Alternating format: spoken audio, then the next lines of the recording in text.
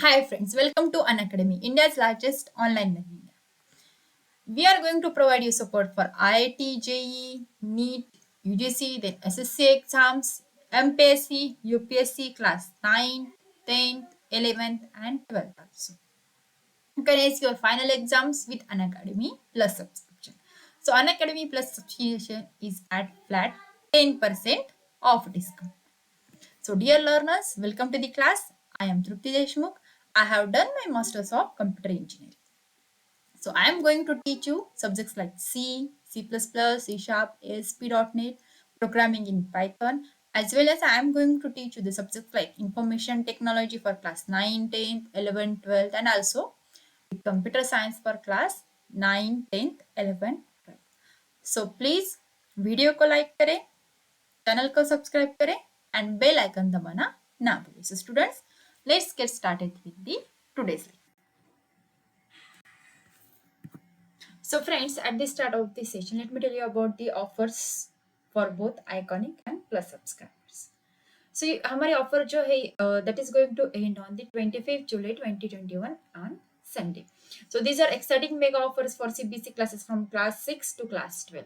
So offers are likewise, if you are having the CBC subscription, you are going to have the free CBC subscription for more 2 months. That is, if you are having 12, 15 and 18 months subscription. So say if you are having 24, 36 and 48 months subscription, you are going to have the free CBC subscription for 4 months. Then next, if you are having the subscription for 60, 72 and 84 months, you are going to have the free CBC subscription for the 6 months. So same way, we are having the free Creative Corner subscription for 2 months, who are having the subscription for 12, 15 and 18 months. Likewise, we are having 24, 36 and 48 months subscriptions offer for 4 months plus additional 4 months. Yes. Then next, if you are having the subscription for 60, 72 and 84 months, you are going to have the free Creative Corner subscription for 6 months. And yes, obviously there will be flat 10% discount on purchasing plus subscription for all the durations. So there is baat ki hai, please you can have the opportunity to enroll for this free subscription for CBSE as well as the Creative Corner subscription. Then let me tell you about the CBSE latest guidelines, which are live on the Unacademy. So new batches are going to start from the 19 July for CBSE class 9th and class 8th. हमारी जो new batches है वो 19 जुलाई को start हो गई हैं. और इसमें क्या होता है, आपको देखिए कौन कौन से सब्सक्रिप्शन आपको यूज कर सकते हैं. इसमें the batches will be dedicated to the term 1 and yes the term 1 examination is going to approach in 3 months itself. Then you are completely going to align with the new CBSE guideline, जो कि अभी new CBSE guidelines change हो गए हैं. So you are going to have the same alignment with it. Here all subjects will be included. सारे के सारे subjects जो है वो include किए जाएंगे. And yes, obviously you will be having the mode of conduction, that is mode of delivery in Hindi as well as English language. So that किस बात की है, please subscribe to Unacademy. So today we are going to see the class 10's information technology code 402 under NSQF. So in today's lecture we are going to see the basic ICT skills too, and we are going to see in the today's chapter, that is knowing about operating systems. So operating system क्या होते हैं उसके बारे में आज हम लोग थोड़ा बहुत डिस्कस करते हैं. So today's contents will be more as compared with other sessions. That is, we are going to have the introduction about the operating system, then types of operating system के types क्या होते हैं, then commonly used operating systems, कौन कौन सी होती है वो, then working with Windows 10 operating system. हम मोस्टली आज फोकस करेंगे विंडोज 10 ऑपरेटिंग सिस्टम के बारे में. आने वाले लेक्चर्स में हम लोग ऑब्वियसली लिनक्स ऑपरेटिंग सिस्टम का भी यूज सीखने वाले हैं. Then we are going to see how what are the files and folders. उसके बाद हम लोग देखेंगे file organisation and directory structures. Then we are going to see the file operations on Windows 10. Windows 10 में files operations कैसे होते हैं. सो हम लोग टुडे आज के लेक्चर में ये कंटेंट्स एक के बाद एक सीखेंगे. ठीक है. So first of all we are going to see the introduction. देखिए कंप्यूटर जो है वो क्या बनता है. If you look about at the computer, हमको क्या दिखता है, एक हार्डवेयर होता है.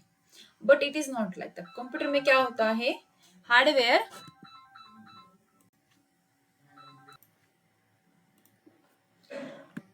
यानी कि अगर हम लोग एक कंप्यूटर की तरफ देखेंगे, that is what it is combination of some hardware and some software.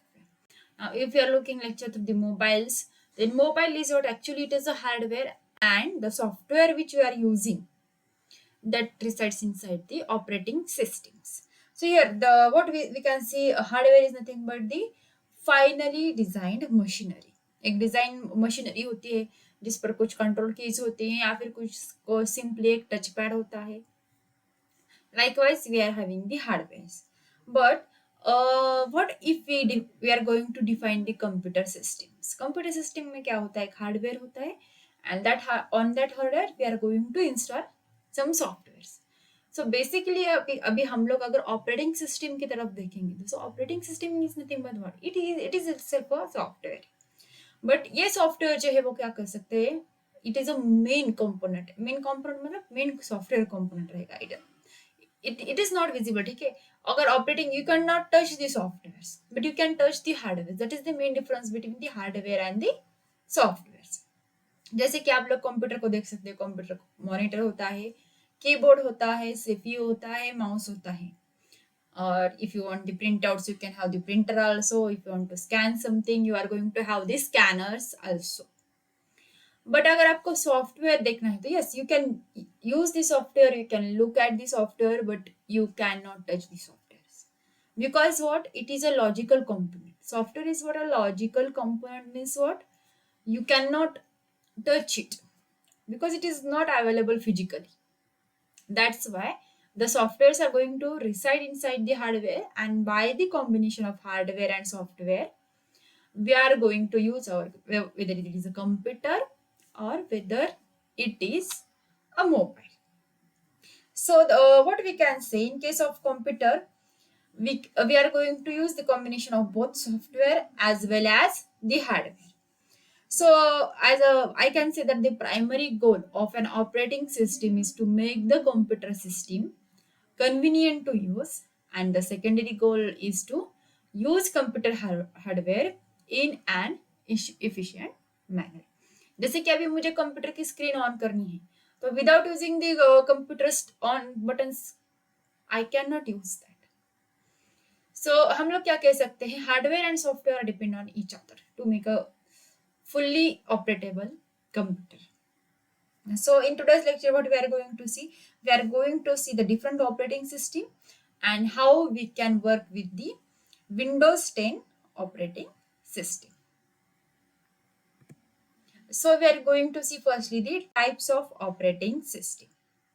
देखिए जनरली कंप्यूटर सिस्टम के दो टाइप्स होते हैं. First one is the command line interface and second one is the interactive operating system interface. अभी देखिए यहाँ पे हम लोग ये दोनों देखेंगे. कमांड लाइन इंटरफेस कैसे यूज करते हैं and interactive operating system interface जो है वो क्या होता है actually. So firstly let me tell you about the command line interfaces. ठीक है, अभी जितने देखा जाए तो देखिए command line interface is what it is an older style operating system where users can type commands in using the keyboards. So generally हम लोग क्या कह सकते हैं, जहां पर हम लोग कमांड्स टाइप करते हैं, अगर मुझे कुछ फोल्डर बनाना तो उसके लिए भी मुझे कमांड लिखनी पड़ेगी. If I have to write something in that उसके लिए भी मुझे कमांड्स जो है वो यूज करनी पड़ेगी. सो पुराने जो पीसीस थे that like wise if you are having the Windows 98, किसी ने अगर देखा होगा इंटरनेट पे वो कैसे यूज करना है, that will depend on the totally command line interfaces. वहां पर कमांड मोड्स जो थे वो ज्यादा यूज किए जाते थे, जहां पर हमको टाइपिंग जो थी वो ज्यादा से ज्यादा करनी पड़ती थी. So we can say that the computer are normally going to display a prompt on a screen where users can type the desired command. That is nothing but the our command line interfaces here. So जैसे कि अभी उसके examples देखा जाए तो पुराने Unix थे, जो लाइनक्स थे, उसके बाद डीडीएस थे, उसके बाद डॉस जो थे, डिस्क ऑपरेटिंग सिस्टम जो थे वो थे command line interfaces. So let me tell you one example about it. That is हमारे पीसी में भी अभी कमांड लाइन जो है वो अवेलेबल है. You can go to the start and you can type the CMD. देखिए कमांड प्रॉम्प्ट जो है वो आपका आ चुका है. ठीक है, अभी यहाँ पर अभी हम लोग क्या कर सकते हैं, अपनी कमांड्स जो है वो यहाँ पर लिख सकते हैं. That is suppose I am going to write CD. एक डायरेक्टरी बनानी है हमको. ठीक है, अभी मैं बाय डिफॉल्ट आपको दिखा रही है, जरूरी नहीं कि कमांड रन होगी। ट्रायल, देखिए the system can not find the path specified. यहाँ पर अभी हम लोग को क्या करना है, mkdir, सपोज मैं ये कमांड यूज कर रही हूँ ट्रायल। देखिए मेक dir ट्रायल, मतलब मैंने क्या करी है, एक डायरेक्टरी है make directory trial, that is I am going to make the directory which named as the trial here. So अभी ये मेक डायरेक्टरी हुई है या नहीं, हमको क्या करना होगा, वहां पर उस पाथ पर जाकर देखना पड़ेगा। सो उसके लिए अभी हम लोगों के पास क्या है, देखिए अभी हम लोग जो यूज कर रहे हैं वो GUI, that is nothing but the graphical user interface. So I can use this path and I can check whether the particular file is available there or not. Okay, so I will go to this PC, see, then I will go to users, then this was there, and yes, obviously you can see here the trial, ये directory जो है यहाँ पर open हो चुकी है। Okay, this is nothing but the command line interface.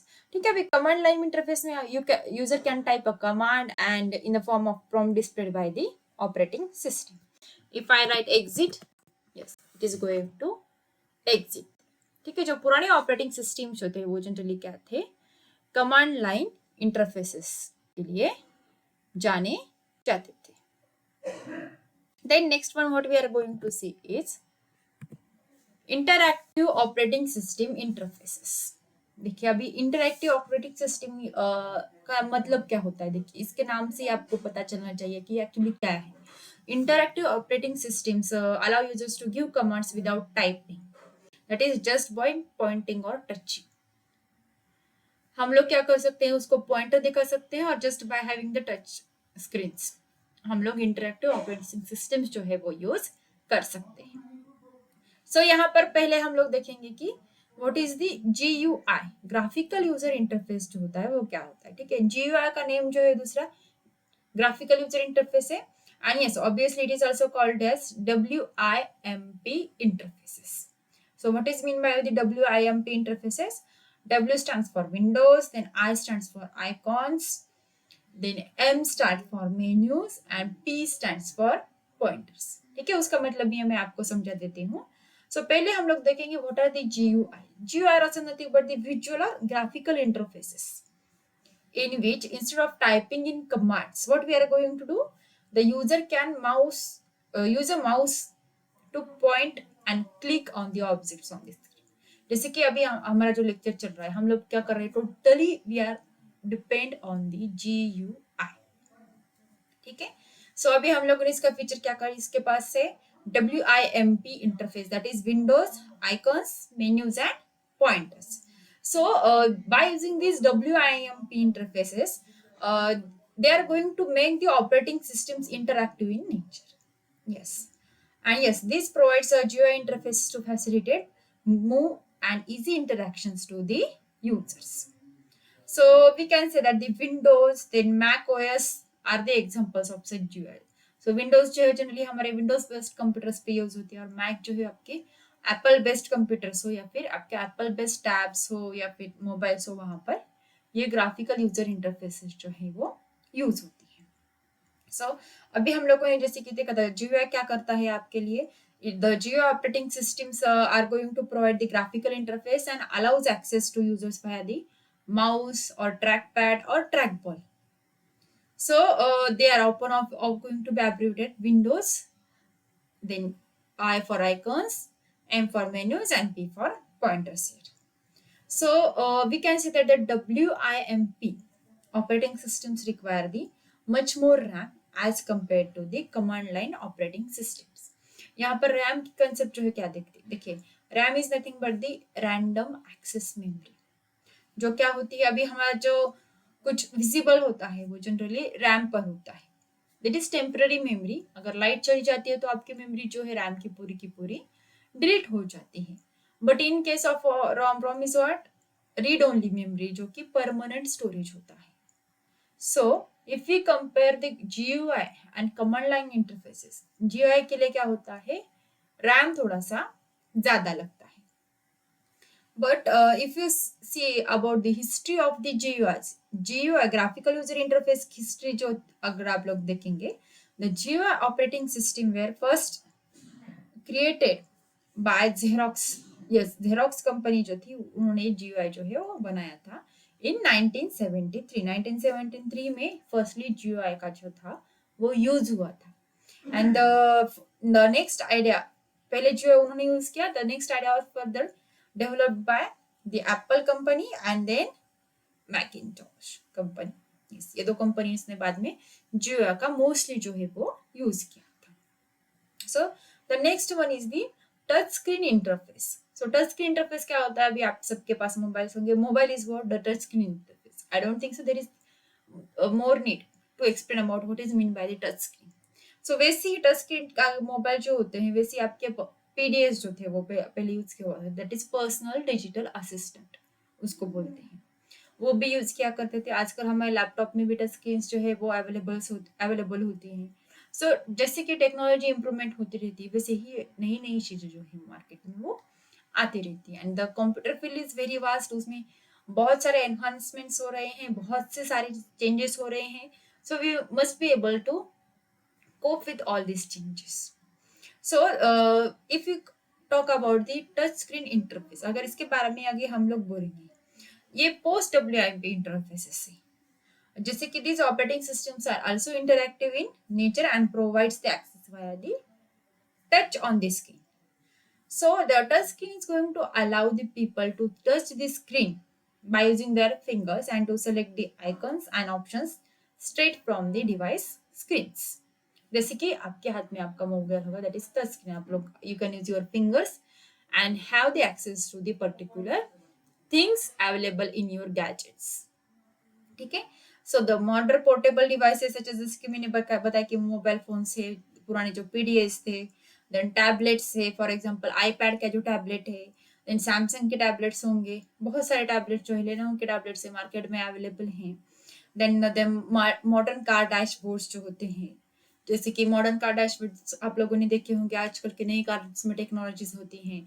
वहां पर आप लोग अगर एक पर्टिकुलर लोकेशन पर जाना है, वहां पर आप लोग अगर आपका लोकेशन सेट कर दोगे तो वो क्या कर देता है, आपको डायरेक्टली गूगल मैप जो है उसका प्रोवाइड करके देता है. सो देन मॉडर्न कॉकपिट्स जो होती हैं अपने एरोप्लेन्स में, दिस आर और nothing but the examples of the touch screen technologies. So if you conclude about the GUI and touchscreen interfaces, the more and more uses of the both the technologies are there. अगर आप लोग companies में use कर रहे हो तो ज्यादातर GUI use होते हैं. If you are going for the personal uses then वहां पर टच स्क्रीन इंटरफेस जो है वो ज्यादा से ज्यादा यूज किया जाता है. So the what we can say that the key features of the touchscreen technologies or touchscreen interfaces are going to include the many finger-based gestures apart from the touch. For example, pinching of the screen, then rotating of the screen, then sweeping of the screen. You can zoom in and zoom out by using your fingers. Multiple fingers use करके हम लोग zoom in कर सकते हैं या फिर zoom out कर सकते हैं. So उसके लिए हम लोग जनरली कौन सी ऑपरेटिंग सिस्टम्स होती है टच स्क्रीन इंटरफेसेस की है?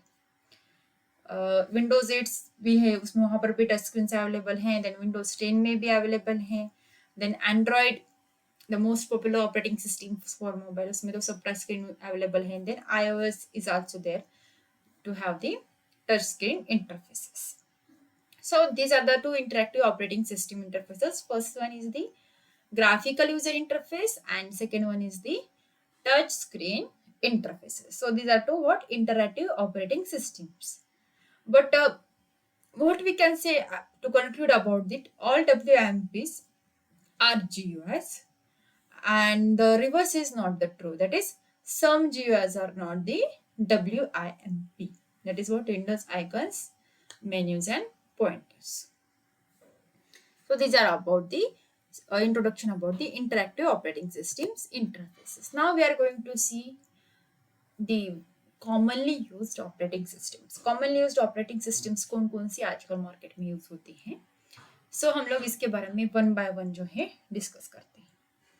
So first one is the Linux operating system, then Windows operating system, then BOS, that is Bharat operating system solutions, which is based on the Linux, then Solaris, and lastly mobile operating systems.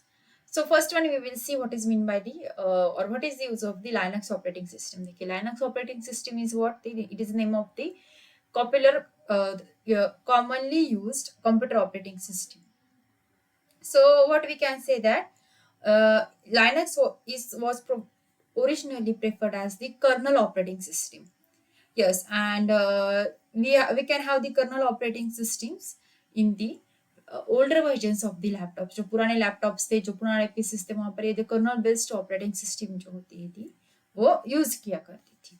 सो यहाँ पर हम लोग क्या कर सकते हैं, it is the if you go for the Linux, it is the example of the free software and open source development, open source operating system. अगर आपको लाइनक्स चाहिए तो इसके लिए कोई पर्टिकुलर लाइसेंस नहीं लेगा. It is open source, it is easily available and it is totally free to use. So it's one of the most feature is it is not only the freely available, but it also underlying the source code, means what, the actual program code of the software written by the programmers, that is nothing but the source code. इसका Linux का जो है आप लोग source code भी देख सकते हो. That's why it is also called as the open source. देखिए इसका 2 points जो कौन सी है, first one it is freely available है, इसके लिए आपको कोई लाइसेंस की नहीं खरीदनी है. And second one is the it is open source operating system. Yes, इसका कोड जो है वो क्या होता है, आपको फ्रीली अवेलेबल रहता है. That's why Linux is most popular among the programmers, among the coders. जो कोडिंग करते हैं लोग, जो प्रोग्रामिंग करते हैं, वो ज्यादातर लाइनक्स ऑपरेटिंग सिस्टम ही यूज करते हैं because of this two reasons. So the next one what we can say about the anyone can freely use it and redistribute it also. So the Linux kernel was originally written by a Finnish university student whose name was Linus Torvalds. उसके वजह से उसका नाम हमको क्या मिला है, Linus Torvalds ने जो थी वो ऑपरेटिंग सिस्टम लिखी थी, तो उसको हम लोगों ने जो आने वाली वीडियो में उसको नाम दिया है Linux operating system. So Linux is very popular operating system and it is supported by the many big manufacturers and vendors here. So Linux अगर आपको डाउनलोड करनी तो we can go for easily for www.linux.org पर आप लोग जाकर आपकी Linux जो है ऑपरेटिंग सिस्टम वो डाउनलोड कर सकते हैं.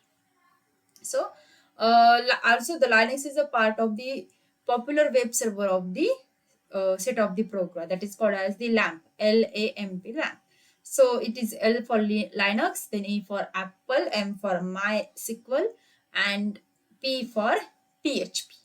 So these 4 combinations are nothing but used for the popular web servers of the online operatings. So if you suggest about the Linux, what we can say, the Linux is the fundamental part of the operating system's kernels. Okay. और यहाँ पर it is responsible for the secure access to machines, hardware and other resources to the computer programs also. So अगर आप लोग Linux का बाकी के operating systems के साथ जो कंपैरिजन करोगे तो Linux is the more secure operating system here. So the next one operating system is what, Windows. Yes, Windows जो बहुत सारे बच्चों ने यूज भी किया होगा, आप लोगों को बहुत सारे बच्चों को पता भी होगा वो क्या ऑपरेटिंग सिस्टम है.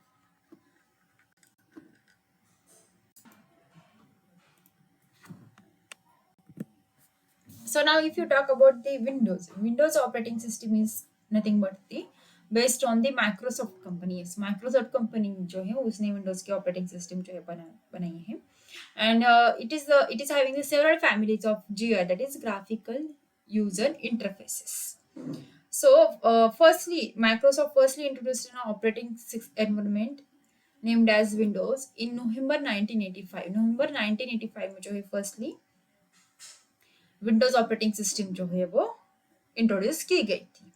सो जैसे कि लोगों का ग्राफिकल यूजर इंटरफेस में जो है इंटरेस्ट बढ़ गया था, सो माइक्रोसॉफ्ट ने क्या कर दिया, टोटली डोमिनेट कर दिया दुनिया में कि उनके जो माइक्रोसॉफ्ट की विंडोज ऑपरेटिंग सिस्टम जो है it is going to be used all over in the world. आप लोग अभी भी देख सकते हो कि दुनिया में सबसे ज्यादा पॉपुलर GUI ऑपरेटिंग सिस्टम जो है वो विंडोज ऑपरेटिंग सिस्टम यूज की जाती है.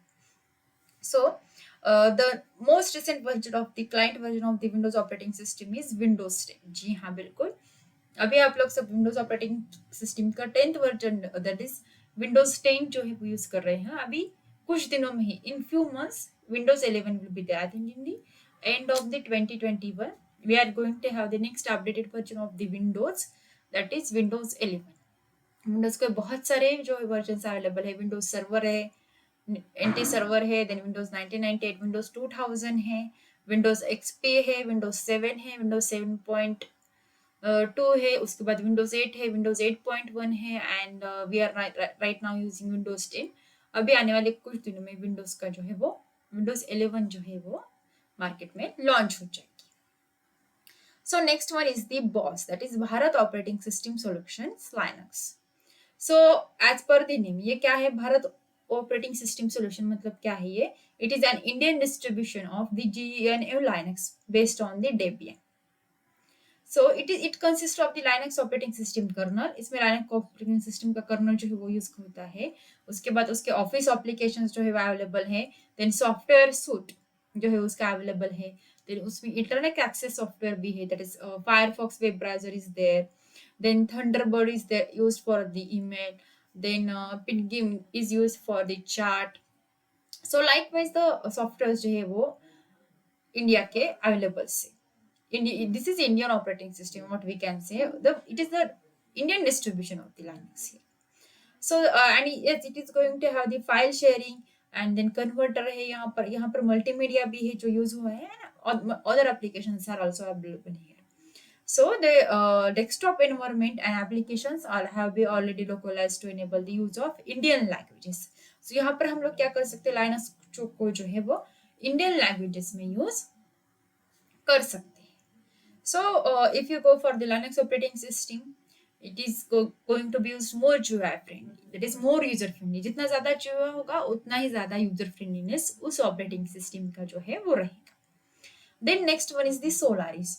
The Solaris operating system is usually known as the Solaris, and it is a free Unix-based operating system introduced by the Sun Microsystem in 1922 as a successor to the Sun OS. ये जो है पहले use हुई थी 1992 में, और इसको जो बिल्ड किया था वो सन माइक्रो सिस्टम्स में पहले बिल्ड किया था. Then next one is the mobile operating systems. Now you know that these days mobiles are very popular. So there are different mobile operating systems available in the market. Like was Android is there, then Apple iOS is there, then Nokia की जो खुद की थी पहले Symbian OS थी, अभी Nokia जो है अभी Windows की operating system जो है वो भी यूज कर रहे हैं. So there are many operating systems for the mobile in today's world.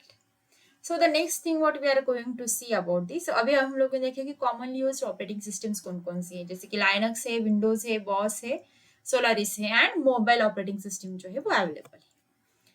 So the next one what we are going to see, that is working with Windows 10 operating system. Windows 10 operating system कैसे use करना है वो हम लोग देखेंगे. ठीक है. सो अभी इसके लिए पहले हम लोग देखेंगे उसका यूज कैसे करना है विंडोज 10 ऑपरेटिंग सिस्टम का. सो हम लोग क्या करते हैं उसके 1 by 1 पॉइंट पर जो है वो जाते हैं. ठीक है. सो अभी देखिएगा, आप लोग फर्स्टली इंस्टॉल करोगे विंडोज 10 ऑपरेटिंग सिस्टम, तो आपको आपकी डेस्कटॉप पर सिर्फ और सिर्फ रिसाइकल बिन जो है वो दिखेगा. You can see the recycle bin here. So recycle bin जो है वो क्या होता है, यहाँ पर हम लोग क्या कर सकते हैं, आपके कोई भी डिलीटेड फाइल्स जो है वो क्या होती हैं रिसाइकल बिन में जाती है. सो what we can say, it is a temporary storage folder for the deleted files where the deleted files are stored until they are going to be deleted permanently. जब तक हम लोग परमानेंटली वहां से कोई डिलीट नहीं करते हैं तब तक रिसाइकल बिन में का डेटा जो है वो डिलीट नहीं होता है.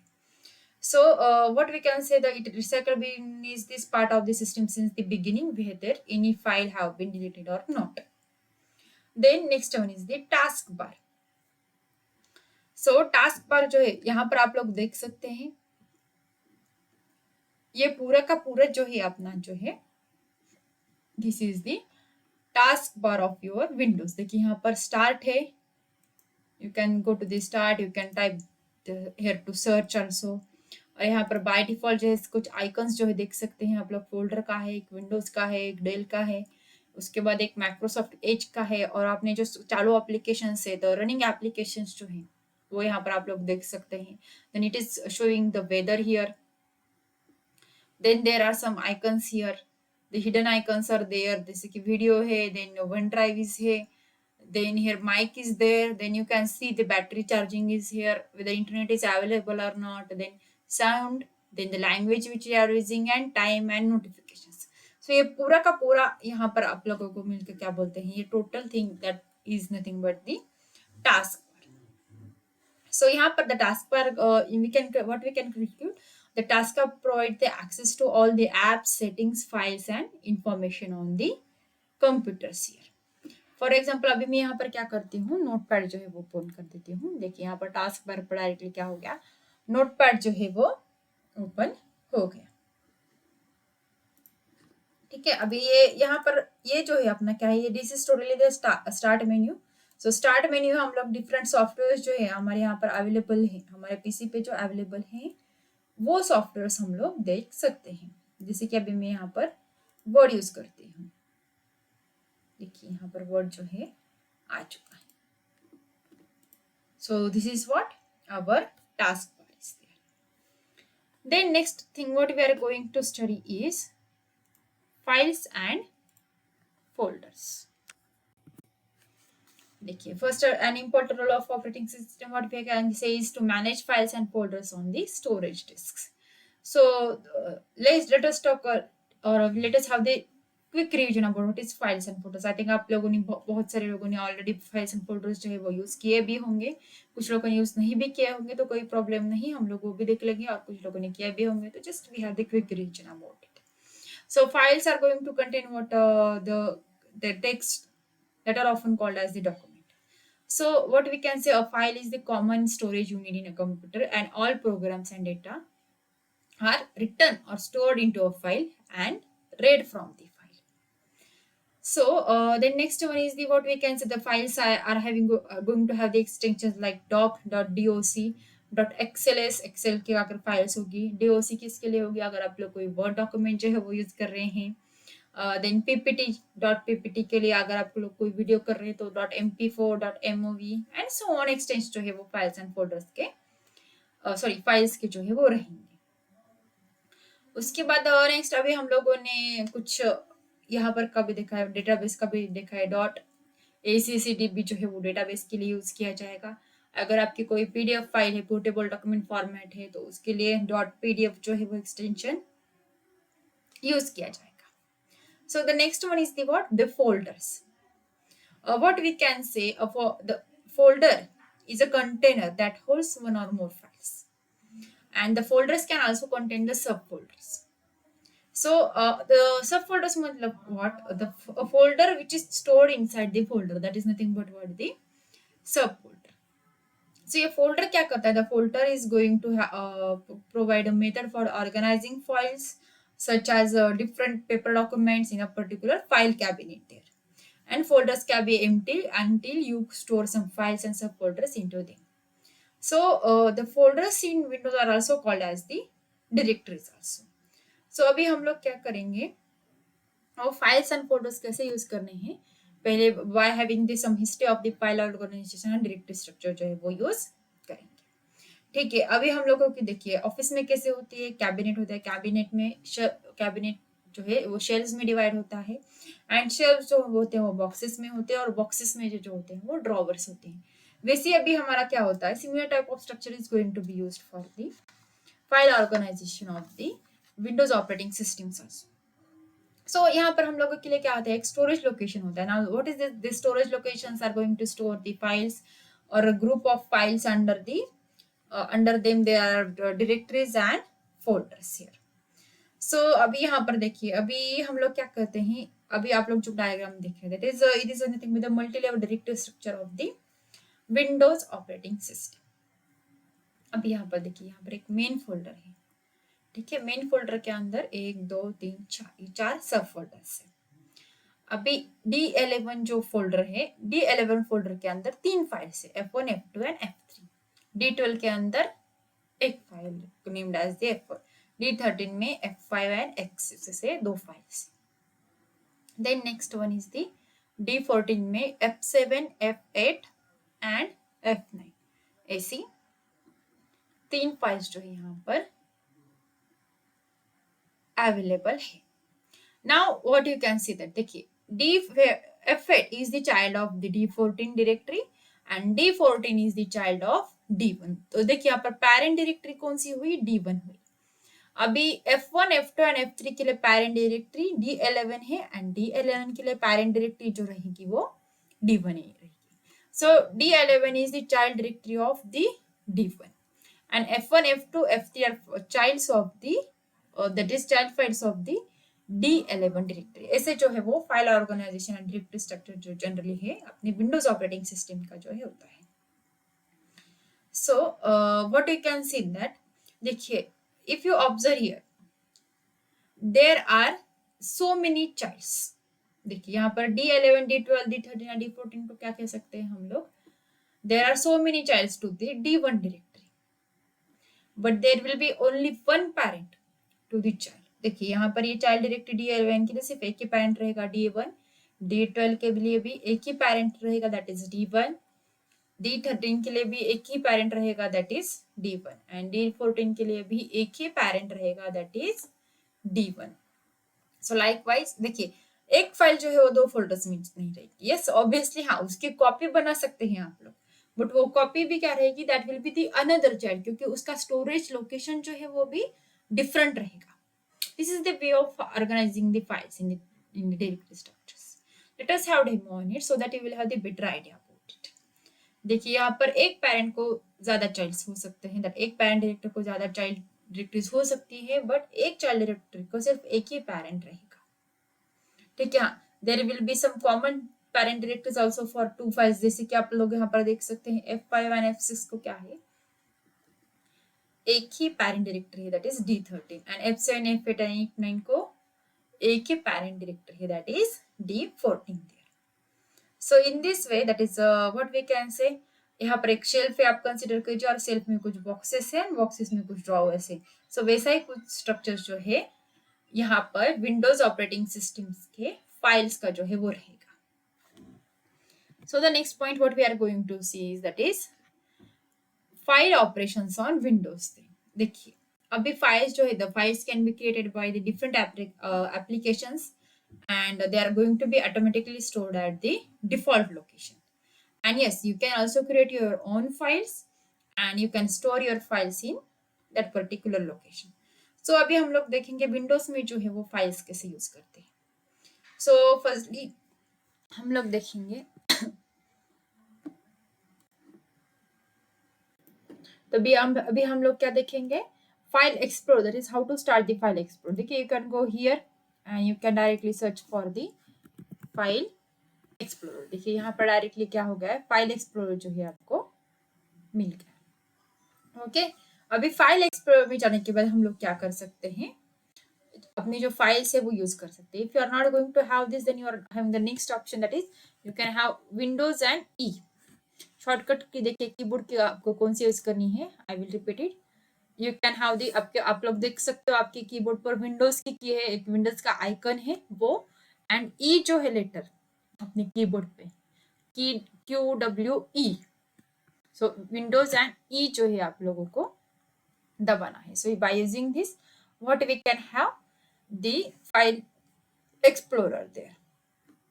ठीक है ये एक तरीका रहेगा. और दूसरा आपको क्या करना है, by clicking on the right click, यहाँ पर राइट क्लिक कर सकते हैं and you can have the file explorer. देखिए एक बार फिर से दिखाती हूँ, विंडोज पर हम लोगों को राइट क्लिक करना है and what we can have the file explorer here. Okay so likewise what we can have the different file explorers. So first one was what the starting the file explorer. So हम लोग क्या कह सकते हैं, what is the file explorer? Firstly we will see file explorer जो है वो क्या होता है. देखिए now what we can say, a file explorer is an application which is used to browse folders and files which are going to be stored in our computer. ठीक है अभी हम लोग क्या करते हैं, फाइल एक्सप्लोरर में जो है वो डिफरेंट ऑप्शंस जो कैसे होते हैं, जैसे कि क्रिएटिंग अ फोल्डर जो होता है वो कैसे करना है। अभी suppose I am going to documents, अभी फोल्डर जो है कैसे क्रिएट करते हैं, देखिए यहाँ पर अभी आप लोग आपका कर्सर जो लोगे वो न्यू फोल्डर होगा। अभी ट्रायल फोल्डर जो है इसका मैं नेम दे देती हूँ, ठीक है। ये एक ऑप्शन है। उसके बाद नया कौन सा option, you can have the right click new and folder. अभी न्यू फोल्डर इसका मैं नाम एज इट इज रहने देती हूँ, ठीक है। उसके बाद क्या ऑप्शन है, होम एंड न्यू फोल्डर। देखिए हम लोग क्या कर रहे हैं, होम एंड न्यू फोल्डर। देखिए पहले न्यू फोल्डर था तो वो क्या हो गया, न्यू फोल्डर 2 है। तो फिर ट्रायल सब ट्रायल बोल देती हूँ क्योंकि ये सब डायरेक्टरी है, राइट, सब ट्रायल। और यहाँ पर मैं सब ट्रायल 2 उसको नाम दे दूंगी, ठीक है। ऐसे 2 फोल्डर्स हम लोगों ने अभी बना दिए। देखिए अभी शॉर्टकट कौन सा है, देखिए शॉर्टकट जो यहाँ पर है डायरेक्टली न्यू फोल्डर का, या फिर आप लोग क्या कर सकते हो, कीबोर्ड की शॉर्टकट की जो है वो यूज कर सकते हो, जिसकी कंट्रोल शिफ्ट एंड एन। देखिए अभी सब ट्रायल में इसको नाम दे दूंगी, ठीक है। अभी यहाँ पर देखिए मेन डायरेक्टरी जो है, पेरेंट डायरेक्टरी जो है वो कौन सी है, ट्रायल फोल्डर है। ट्रायल फोल्डर के अंदर कौन से आ गए, 3 ट्रायल्स आ गए, सब ट्रायल 2 एंड सब trial 3। Likewise I will open the notepad now. देखिए पहला कौन सा था अपना पेरेंट जो था वो ट्रायल था। ट्रायल के अंदर कितने आ गए, सब ट्रायल, देन सब ट्रायल 2, देन सब ट्रायल 3। ऐसे 3 जो है फोल्डर्स वो आ चुके हैं, ठीक है। I hope you got this concept, that is how to create the different folders. अभी next point what we are going to see is that is copying और moving files and folders. So अभी हम लोगों को क्या करना है, कॉपिंग और मूविंग फाइल्स एंड फोल्डर्स। देखिए अभी हम लोग क्या करते हैं, पहले कॉपी कर लेते हैं। देखिए कॉपी कैसे करनी है, यहाँ पर अभी मुझको सब ट्रायल 2 को सब ट्रायल में कॉपी करके लेना, तो मैं उसको क्लिक करूंगी और राइट क्लिक करके कॉपी करूंगी और वो फोल्डर में जाके पेस्ट कर।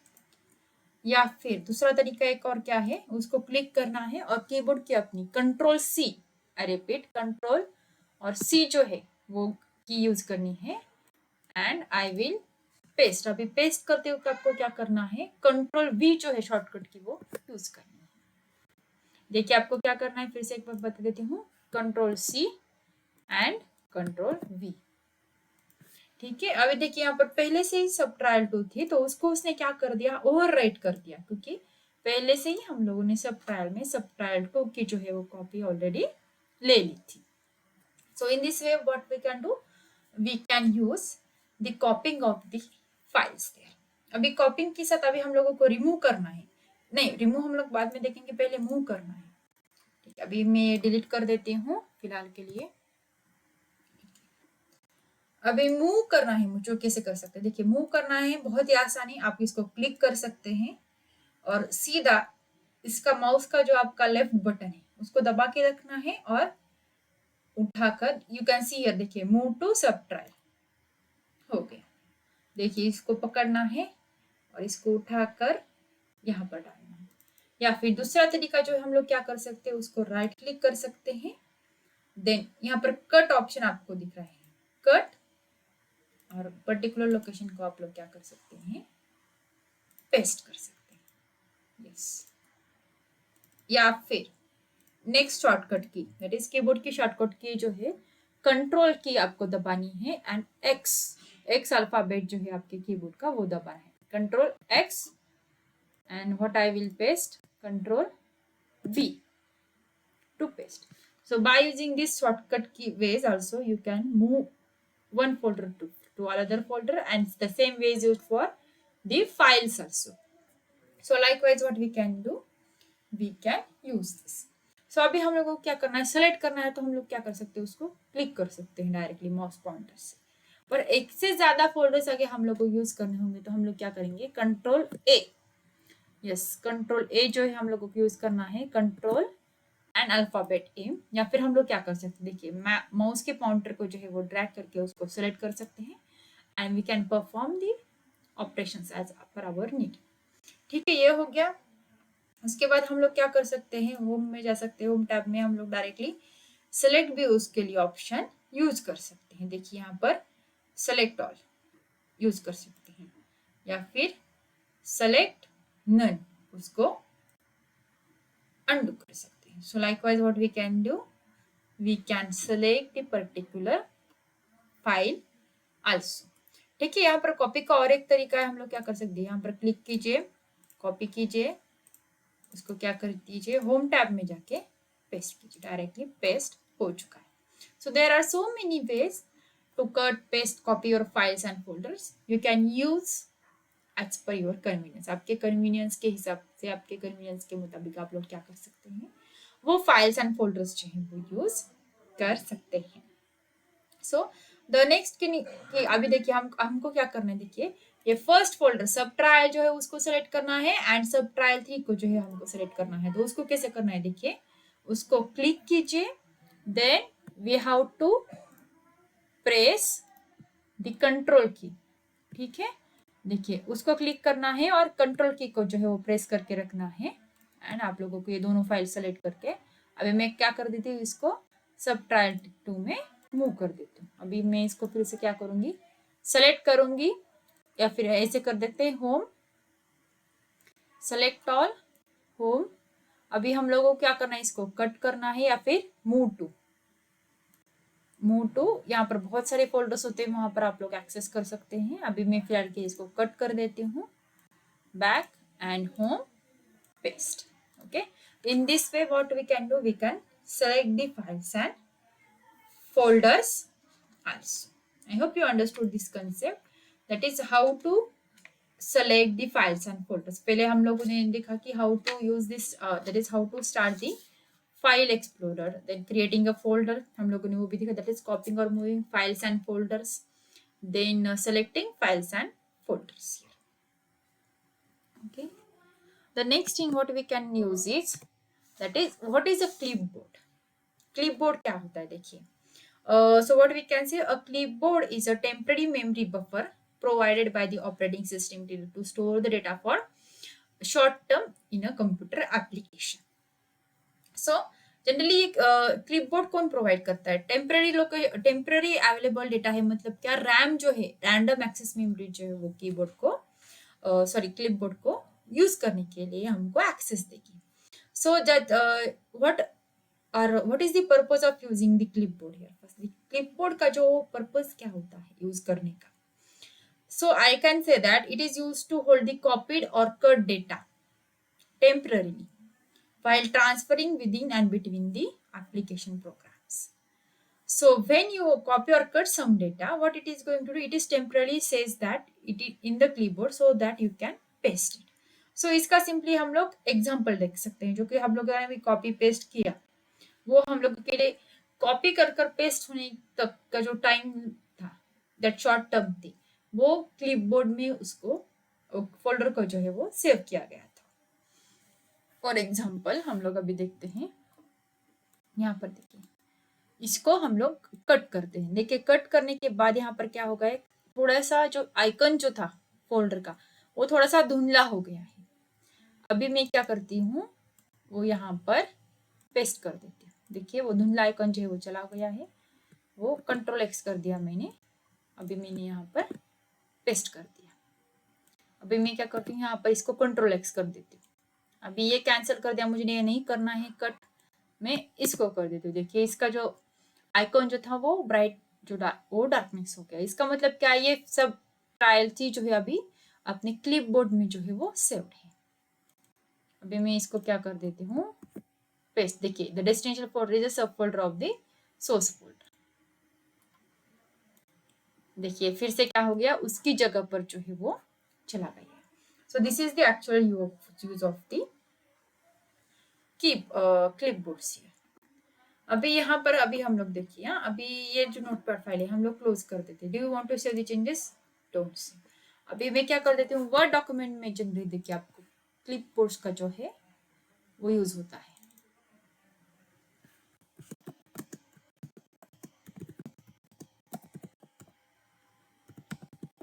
ठीक है, मैंने इसे डेटा लिख लिया, उसको मैं क्या कर देती हूँ, अभी कॉपी कर लेती हूँ। अभी हम लोगों ने वर्ड डॉक्यूमेंट्स देखे हैं, उसको मैं फिर से कंट्रोल सी कर देती हूँ। अभी देखिए क्लिपबोर्ड में जाइए आप लोग, क्लिपबोर्ड में क्या किया देखिए, click an attempt to when what is the use of the clipboard. अभी हम लोग इसमें से डेटा जो है वो डिलीट भी कर सकते हैं या फिर इसको पेस्ट भी कर सकते हैं।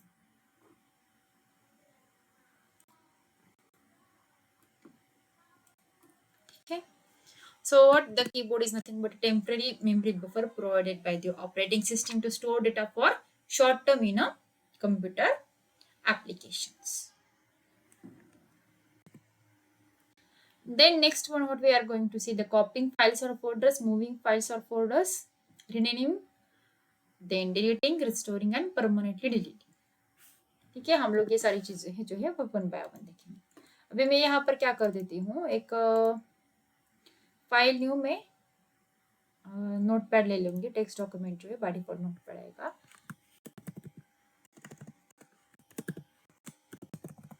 हेलो वन, अब इसके अंदर मैं लिखूंगी what is keyboard clipboard, what are its usages and I will save it। ठीक है, सो अभी फाइल को कॉपी करनी है तो हम लोगों को सिंपली क्या करना है, the next step what we are going to do, copy.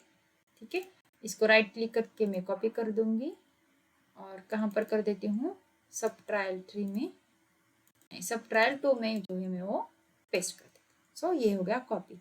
अगर cut, that is the next point is moving, right, तो उसको क्या करना है, right click cut and I am going to paste it. ठीक है, अभी फोल्डर्स का जो था हम लोगों ने लास्ट अभी जो देखा था सेशन, वहां पर हम लोगों ने देखा लास्ट पीपीटी में। Then renaming files and folders, files और फोल्डर्स को रीनेम जो है वो कैसे करना है, देखिए उसको क्या कर सकते हैं हम, राइट क्लिक रीनेम, इसका नाम दे देंगे हम लोग हेलो 2, या फिर हम लोग क्या कर सकते हैं, देखिए वहां पर क्लिक करें, you can go to the home and you can use the rename here. यहाँ पर मैंने दे दिया उसको नाम हेलो 3, या फिर मैं उसको क्लिक करके क्या कर सकती हूँ, F2 जो है, देखिए कीबोर्ड की शॉर्टकट की जो है वो F2 है, रीनेम करने के लिए वो आप लोग यूज कर सकते हैं। हेलो मैंने उसको नाम दे दिया।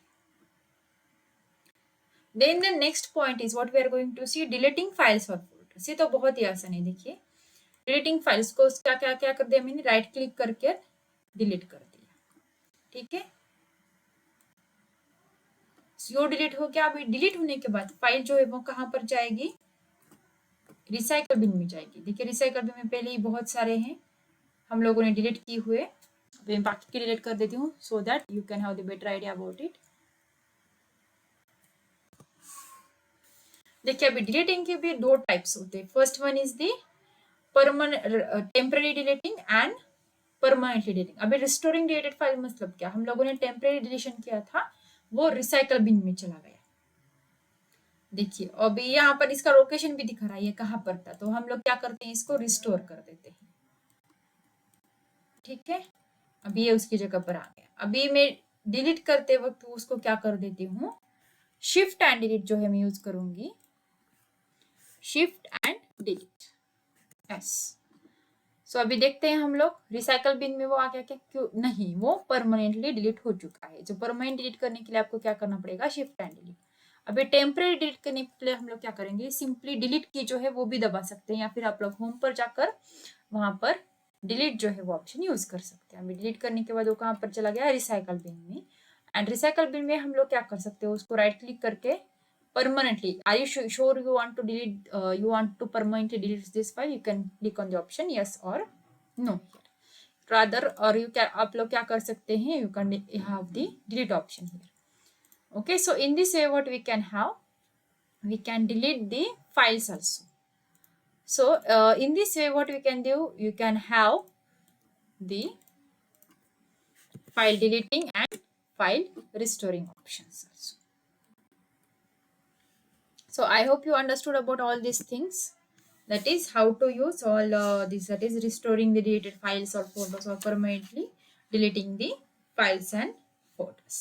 देखिए so आज के लेक्चर में हम लोगों ने देखा what are the different operating systems are there, then how file explorer is going to be used, how files are going to be copied, moved, deleting, renamed, then how to restore the deleted files and how to permanently delete the files and photos. If you have any doubt about this lecture, you can write in the comment box.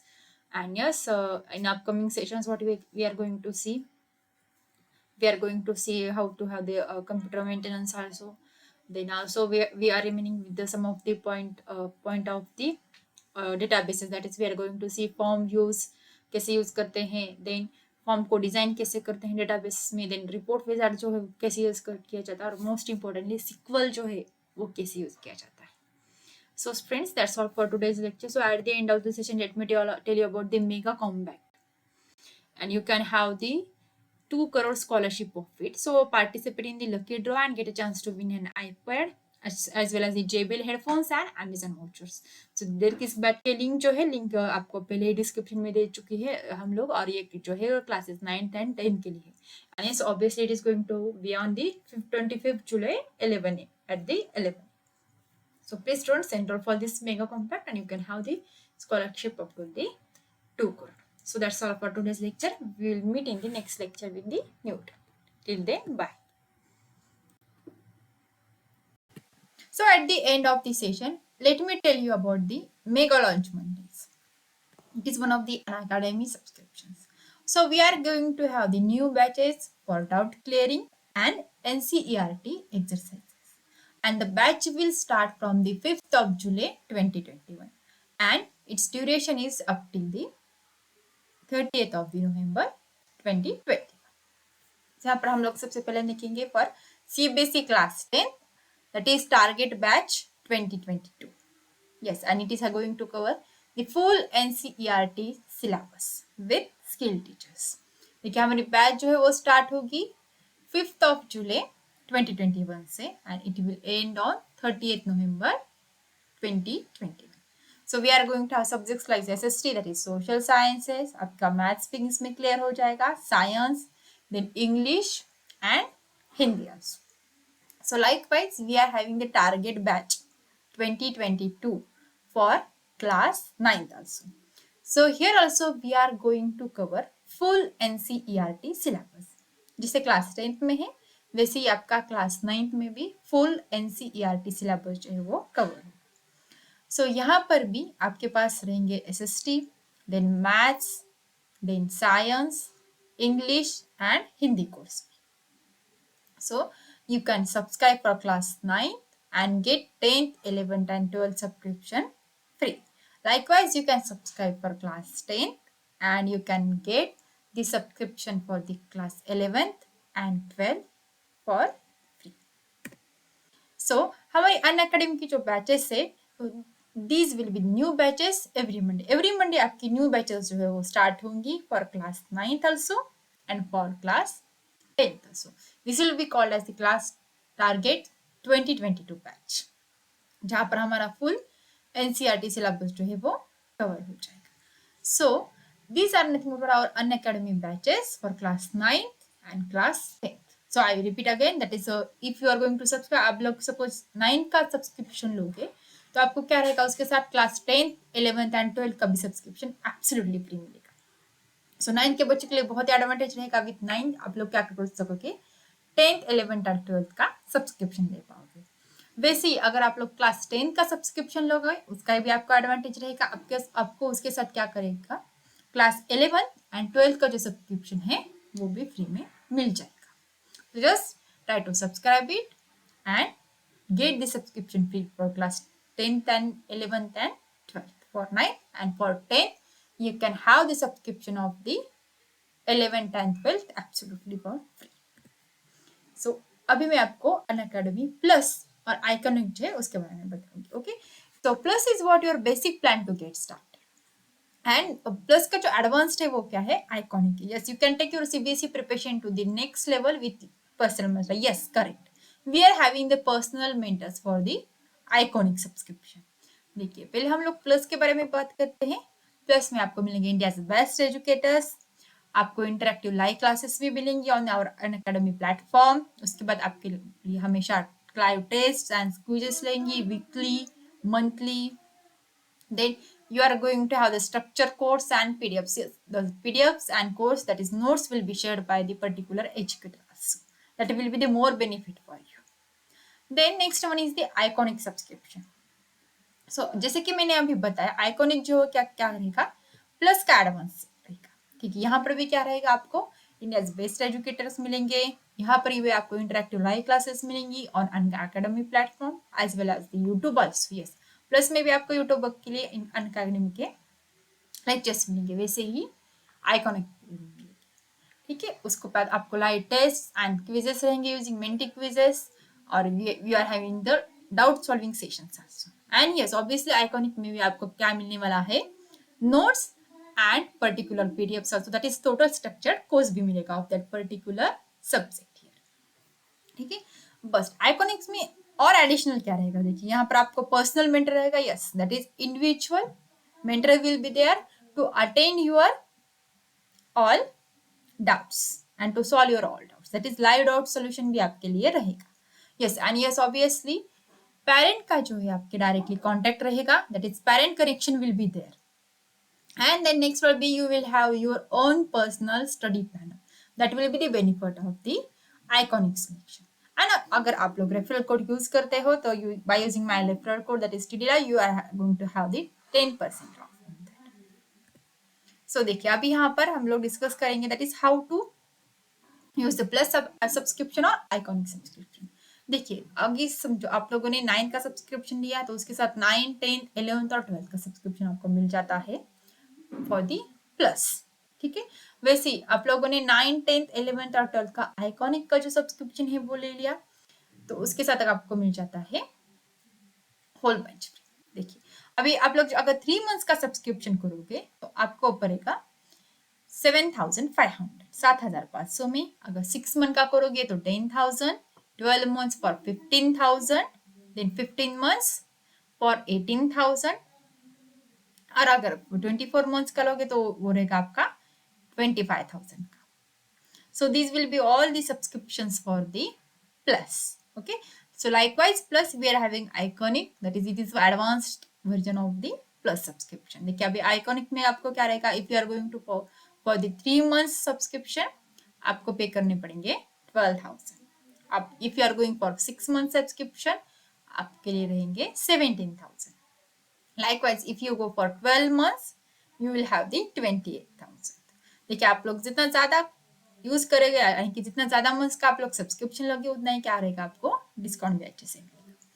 सो यहाँ पर आप लोग अगर 24 months का subscription करोगे तो आपको रहेंगे 48,000। So likewise you are going to have the subscription for the 9, 10th, 11th, 12th plus and 9, 10th, 11th, 12th iconic. So उसके बाद अगर आप लोग क्लास 10 के लिए जाओगे तो क्लास 10 के लिए 11th एंड 12th का भी सब्सक्रिप्शन आपको मिल जाएगा।